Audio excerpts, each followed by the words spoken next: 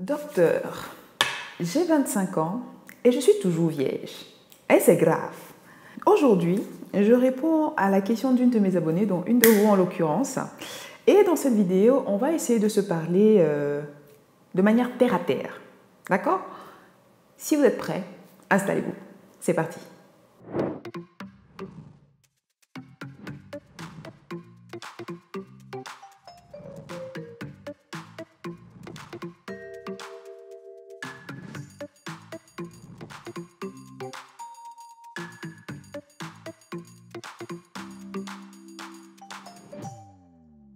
My people, comment ça va? Bienvenue à notre rendez-vous hebdomadaire. Je suis Dr Paul Moko pour ceux qui découvrent la chaîne via cette vidéo, médecin généraliste, et sur le Mac Santé, on parle de prévention, de lifestyle, de santé et de bien-être intime au féminin. Donc si votre bien-être intime vous préoccupe et vous voulez en prendre soin, installez-vous, vous êtes au bon endroit. Abonnez-vous, parce que vous êtes nombreux. Vous passez, vous regardez la vidéo et puis vous ne vous abonnez pas, on se demande pourquoi. Abonnez-vous, activez la cloche de notification pour être prévenu à chaque fois que je poste une nouvelle vidéo. Abonnez-vous également sur nos autres réseaux sociaux, le Mac Santé sur Facebook, le Mac Santé sur Instagram. J'y partage un autre type de contenu. Et pour vous, mes abonnés, merci d'être toujours aussi de plus en plus nombreux. Je vais y arriver, le français est compliqué. Et pour vous remercier, j'ai mis en place un cadeau, un e-book gratuit, les 10 commandements d'une sexualité épanouie. Je vous mets le lien en barre d'infos, n'hésitez pas à le télécharger. Ne me remerciez pas tout de suite, vous le ferez plus tard. Voilà. Alors, une de mes abonnées m'a posé une question que je vais reprendre. Et d'ailleurs, merci à cet abonné de m'avoir posé la question. Voilà, donc vous aussi, si vous avez des questions que vous souhaitez me poser, n'hésitez pas à les mettre en commentaire. Soit je réponds directement dans les commentaires, soit je ferai une vidéo et nous pourrons discuter dans cette rubrique que j'ai intitulée True Talk, un espace où on peut parler, discuter de manière terre à terre et se dire certaines vérités au sujet de notre intimité et au sujet de la sexualité, bien évidemment. Alors, voici la question de mon abonné. Docteur, j'ai 25 ans bientôt et je suis toujours vierge. Est-ce que c'est grave? Est-ce que je cours un risque pour ma sexualité plus tard? Est-ce qu'il y a des conséquences auxquelles je dois m'attendre? Alors, encore une fois, merci à toi. Alors, est-ce que c'est grave? Évidemment que non, c'est pas grave. Tant qu'il n'y a pas mort d'homme, c'est pas grave. Voilà, bon. C'est un peu simple comme ça, n'est-ce pas? Mais bon, pour parler plus sérieusement, on va essayer de répondre à cette question en 4 points, d'accord? Restez bien jusqu'à la fin, parce que le 4e point, je pense que ce point-là, c'est le plus important. C'est the point. Voilà, en 4 points. Premier point. Bon, toi, à 25 ans, tu es encore vierge, là, c'est pourquoi? Il faut nous dire, tu es vierge à 25 ans, c'est pourquoi? Il faut être au clair avec la raison. Est-ce que c'est à cause de ton éducation? Est-ce que c'est une conviction personnelle? C'est-à-dire, toi, tu as décidé que pas de sexe avant le mariage. Est-ce que c'est une conviction religieuse? Parce que ça aussi, ça compte. Est-ce que ta première expérience avec le sexe a été désastreuse? Parce qu'il y a beaucoup plus que ce que nous pouvons imaginer. Il y a des femmes qui ont subi des attouchements sexuels dans l'enfance ou alors qui ont été confrontées trop tôt à de la pornographie. Oui, ça existe. Les gens qui ne savent pas ranger, des parents qui ne savent pas ranger leurs vidéos, machin, ou bien Internet, là. Hein, on a accès à tout et à n'importe quoi. Et trop tôt, elles ont eu accès à de la pornographie. Ce qui fait que dès qu'elles entendent parler de sexe, c'est... Est-ce qu'il y a eu ce phénomène-là? Donc, il faut voir un peu dans l'ensemble qu'est-ce qui est à l'origine du fait qu'à 25 ans, tu sois encore vierge. C'est important de le savoir parce que si tu te poses la question, ça veut dire que quelque part, il y a quelque chose avec lequel tu es peut-être mal à l'aise. Donc, il faut trouver la raison première, la savoir, être au clair avec ça. Il n'y a pas de bonne, il n'y a pas de mauvaise réponse. C'est quelque chose de personnel, c'est quelque chose qui t'appartient. D'accord? Et si besoin, à ce moment-là, te faire aider.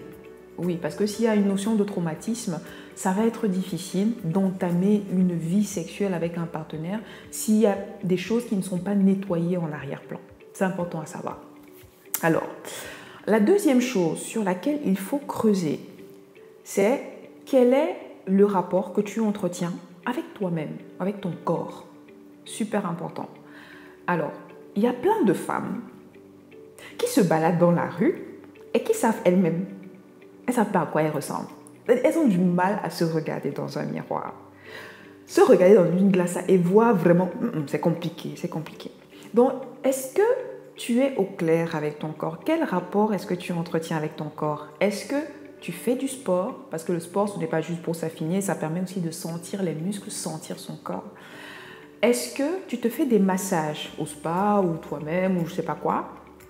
Est-ce que tu te touches? Est-ce que tu te touches? Est-ce que tu te caresses? Est-ce que tu sais à quoi ton corps ressemble? Est-ce que tu sais à quoi ton intimité ressemble? Autant pour les hommes, l'appareil génital masculin, c'est évident, c'est visible. Autant pour les femmes, la vulve elle se trouve vraiment entre les jambes. Alors, il n'y a pas de mal à prendre un miroir et regarder entre ses jambes pour voir à quoi sa vulve ressemble. Est-ce que tu prends le temps de te regarder et de t'apprécier finalement?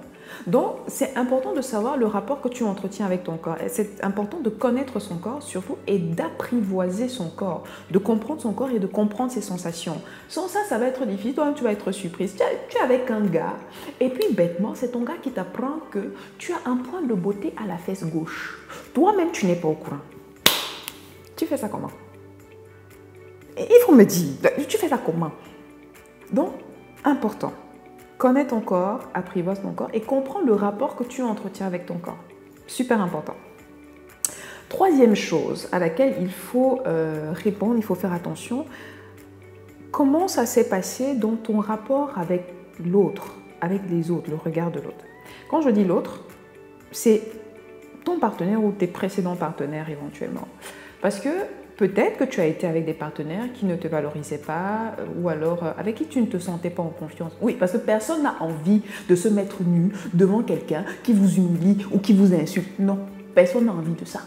Donc, si tu as été plusieurs fois avec des partenaires qui ne te valorisaient pas, qui ne te mettaient pas en confiance, avec qui ça ne se passait pas nécessairement bien, c'est important de voir peut-être le partenaire actuel également ne te met pas suffisamment en confiance et tu ne te sens pas prête à partager cette intimité-là avec lui.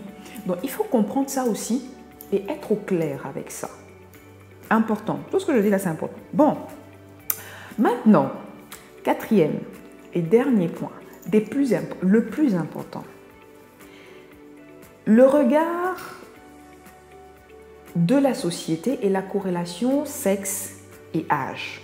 Bon, déjà le regard de la société, il y a plein de personnes, je pense que c'est aussi cette préoccupation-là qui doit te miner, c'est de se dire que j'ai 25 ans, je n'ai pas encore eu de rapport sexuel, est-ce que ça fait de moi quelqu'un de normal? Je sais que souvent, il y a des gens qui m'ont dit « à 25 ans, tu n'as pas encore eu de rapport sexuel, vieille fille !» Oui, il y a plein de gens qui racontent des âneries comme ça là. En soi, ça, on s'en fout. Parce que les gens peuvent dire ce qu'ils veulent, finalement, c'est toi qui sais ce qui est important pour toi. C'est à toi de savoir comment manager le regard des autres, en fait, par rapport à ton intimité. Et au final, c'est ton intimité, ils ne sont pas obligés de le savoir. OK? Maintenant, est-ce qu'il existe une corrélation sexualité et âge? Alors, la sexualité, ça n'a pas d'âge, en gros. Parce que souvent, quand les gens parlent de sexualité, pour eux, la sexualité, c'est le rapport sexuel. Non, la sexualité, c'est dans plein de choses. Ce que tu dégages, le jeu de séduction, ton sexe à pile, ça fait déjà partie de ta sexualité, à la base. Maintenant, l'acte sexuel en lui-même, ça c'est autre chose.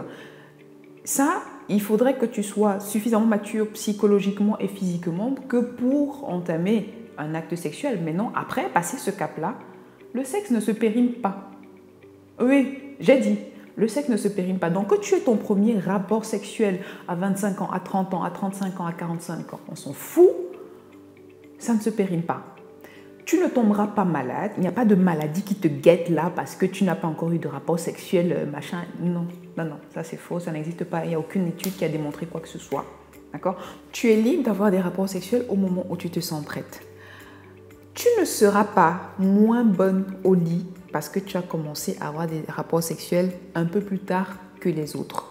Parce que ce n'est pas parce que tu as une liste de partenaires sexuels longue comme le bras que ça fait de toi une tigresse. Qu'on soit bien d'accord. Parce qu'il y a des gens qui vont aligner les partenaires. Il y a des personnes qui vont aligner les partenaires comme ça. Au lit, ce sont des trous. 0 pointé, nul, nul de chez nul. Voilà. Fâchez-vous, j'ai dit. Donc, ce n'est pas la bousculure, comme dit mon cousin. Tu fais la guerre à personne. Tu fais la guerre à personne. Donc voilà, pour récapituler, premièrement, il faut être au clair avec l'origine première. 2, du fait que tu n'aies pas encore eu de rapport sexuel à 25 ans. Il n'y a pas de bonne, il n'y a pas de mauvaise réponse. C'est quelque chose de personnel, mais il faut le savoir, il faut être clair avec ça et si besoin se faire aider. Deuxième chose, il faut comprendre quel est le rapport que tu entretiens avec toi, avec ton corps et le développer, apprivoiser ton corps, très important. Troisième chose, il faut veiller aux partenaires qui t'accompagnent, les partenaires avec qui tu as été. Peut-être que ça a une influence aussi sur ton appréhension par rapport au sexe en question. Quatrièmement, tu dois savoir que le sexe, ça ne se périme pas. Il n'y a pas d'âge. Il n'y a pas très longtemps, d'ailleurs, j'ai reçu une patiente de plus de 50 ans qui m'a posé la question de savoir comment est-ce qu'on parvient à avoir un orgasme avec son partenaire en pénétration vaginale. Plus de 50 ans. Pour te dire que en sexualité, tout s'apprend. Encore plus en sexualité que dans d'autres domaines. Parce que ça varie, il y a plusieurs facteurs qui rentrent en jeu. Il n'y a pas d'âge pour apprendre et ne pense pas que parce que tu as commencé à avoir des rapports sexuels un peu plus tard que les autres, que ça va faire de toi un trou. Il y a des gens qui ont des expériences machin et qui sont quand même tout aussi nuls, quoi. Voilà, c'est la fin de la vidéo. Dites-moi en commentaire vos avis. Partagez-moi vos avis en commentaire. Si vous avez des questions, posez-les dans les commentaires. Je me ferai le plaisir éventuellement de faire une vidéo au sein de cette rubrique, comme je vous l'ai dit, True Talk, entre nous. Hein, on se parlera, on se dira les vérités entre nous, de manière respectueuse bien évidemment, mais surtout de manière décomplexée, n'est-ce pas? Voilà, partagez la vidéo à quelqu'un que ça pourrait aider, likez. Abonnez-vous si ce n'est pas encore fait. Et quant à moi, je vous dis à la semaine prochaine dans une autre vidéo. D'ici là, prenez grand soin de vous et je vous dis à très bientôt.